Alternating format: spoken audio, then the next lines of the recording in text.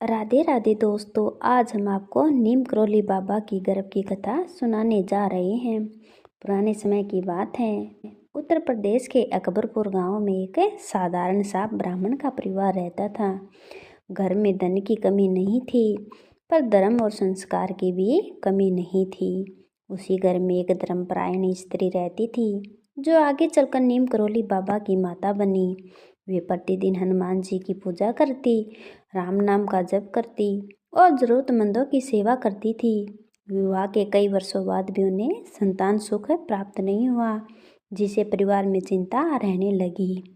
एक दिन गांव में आए एक संत ने उनसे कहा, तुम सच्चे मन से हनुमान जी की शरण में जाओ, तुम्हारे घर में कोई महान आत्मा अवतरित होगी।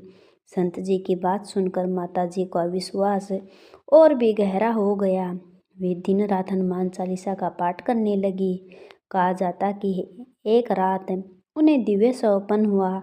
स्वप्न में तेजस्वी वानर रूप देवता प्रकट हुए, जिनका तेज सूर्य के समान था। उन्होंने कहा, चिंता मत करो, तुम्हारे गर्भ से ऐसा बालक जन्म लेगा जो संसार को प्रेम, भक्ति और सेवा का मार्ग दिखाएगा।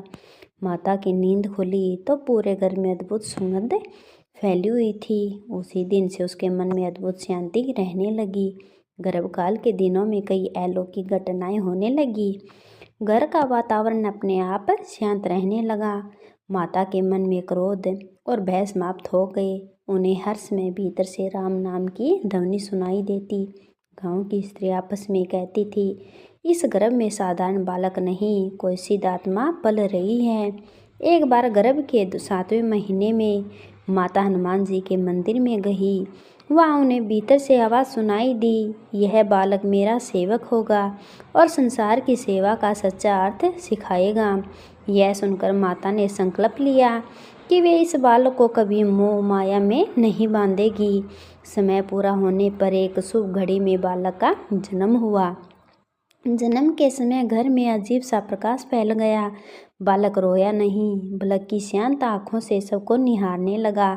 पंडितों ने कुंडली देखकर कहा, यह बालक कोई साधारण बालक नहीं है, इसकी कीर्ति दूर दूर तक फैलेगी और यह लोगों को धर्म के मार्ग पर चलाएगा।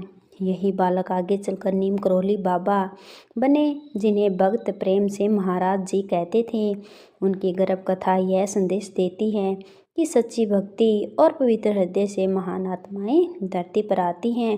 जो भी प्रेम और विश्वास से बाबा को याद करता है, उसे आज भी उनका अदृश्य आशीर्वाद प्राप्त होता है। जय बाबा नीम करोली जी की। दोस्तों, आपको ये कथा कैसी लगी, कमेंट बॉक्स में कमेंट करके ज़रूर बताइए। मिलते हैं एक और नई कहानी के साथ। अगर दोस्तों आप कोई नई कहानी के लिए सुझाव देना चाहते हैं तो आप हमें सुझाव कमेंट बॉक्स में दे सकते हैं।